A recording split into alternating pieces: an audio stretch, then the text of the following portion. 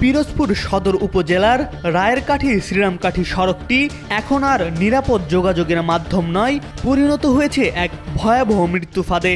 দীর্ঘদিন মেরামত না হওয়ায় সড়কটি এখন খনাখন্দে ভরা। এমন দুরবস্থায় যাতায়াতে সুস্থ মানুষও অসুস্থ হয়ে পড়ছেন, ক্ষতিগ্রস্ত হচ্ছে যানবাহনের যন্ত্রাংশ।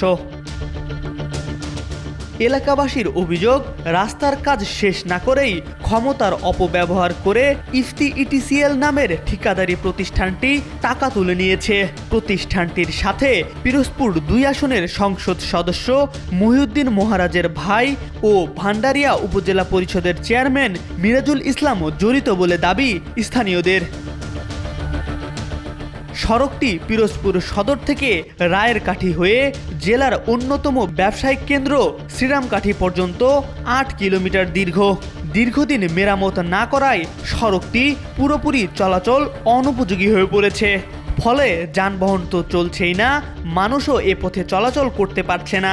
বাধ্য হয়ে বিকল্প রাস্তায় ঘুরে যেতে হচ্ছে, যার ফলে বাড়ছে সময়, খরচ আর ভোগান্তি। রাস্তা খারাপ, রাস্তায় চলতে পারতেছি না, গাড়িতে হাইটে যাচ্ছি। বিশেষ করে প্রসূতি মা বোন যারা আছে তারা চলাচলের খুবই ঝুঁকিপূর্ণ। ইতিপূর্বে আমরা বিভিন্ন সময় খবরে তারা অসুস্থ হয়ে পড়ছে, এমনকি বাচ্চা প্রসবও হয়ে গেছে গাড়ির মধ্যে, এরকম আমাদের সংবাদ আছে। স্থানীয় জনগণ, বিশেষ করে টোনা, দুর্গাপুর, কলাখালী, শ্রীরামকাঠি এবং পিরোজপুর পৌর অঞ্চলের মানুষ এই সড়ক থেকে চলাচল করে। আজকে যদি আপনি নিশ্চয়ই দেখেছেন, বড় বড় খাদ হয়ে গেছে।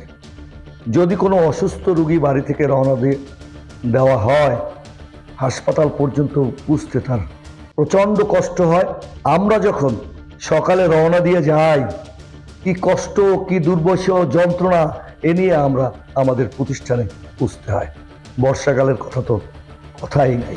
এই বিষয়ে একাধিকবার যোগাযোগ করলেও এলজিআইডির নির্বাহী প্রকৌশলী রঞ্জিতদের কোনো বক্তব্য পাওয়া যায়নি। তবে এই বিষয়ে পিরোজপুর জেলা প্রশাসক মোহাম্মদ আশরাফুল আলম খানের সাথে কথা বলেছে আজকাল। আপনারা সবাই জানেন যে পিরোজপুর জেলার যে এলজিডি কর্তৃক গ্রামীণ অবকাঠামোগুলো বাস্তবায়নের প্রক্রিয়াধীন ছিল যে রাস্তাগুলা, সেই রাস্তাগুলোর টেন্ডার প্রক্রিয়া অনুমোদন হওয়ার পরে এই কাজগুলা সম্পন্ন হয় নাই। তো এখানে দুর্নীতি হয়েছে মর্মে দুর্নীতি দমন কমিশন কর্তৃক উদ্ঘাটিত হয়েছে এবং বিভাগীয় তদন্তের মাধ্যমে এটা প্রমাণিত হয়েছে। নির্বাহী প্রকৌশলী এলজিইডি পিরোজপুর সহ পিরোজপুর ২ আসনের সংসদ সদস্য এবং তার পরিবারের সদস্যদের নামে কাজ না করে এলজিইডির প্রায় ২৫০০ কোটি টাকা আত্মসাতের অভিযোগে আমরা ৮টি মামলা দায়ের করি। মামলাসমূহ বর্তমানে দুদক পিরোজপুরে তদন্তাধীন আছে।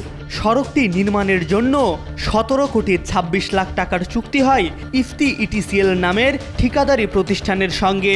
যে প্রতিষ্ঠানের কাজ শুরুর নির্ধারিত তারিখ ছিল ৬ নভেম্বর ২০২৪ আর সমাপ্তির সময়সীমা ছিল ৫ নভেম্বর ২০২৫। তবে অভিযোগ রয়েছে, কাজ শুরুর আগেই টাকা উত্তোলন করেছে ঠিকাদার। সংশ্লিষ্ট দপ্তরকে বারবার প্রশ্ন করা হলেও তারা কোনো মন্তব্য করতে রাজি হয়নি।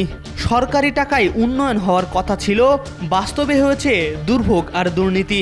এলাকাবাসীর প্রত্যাশা, দ্রুত তদন্ত করে এই সড়কটি মেরামত ও দুর্নীতির বিচার নিশ্চিত করা হোক।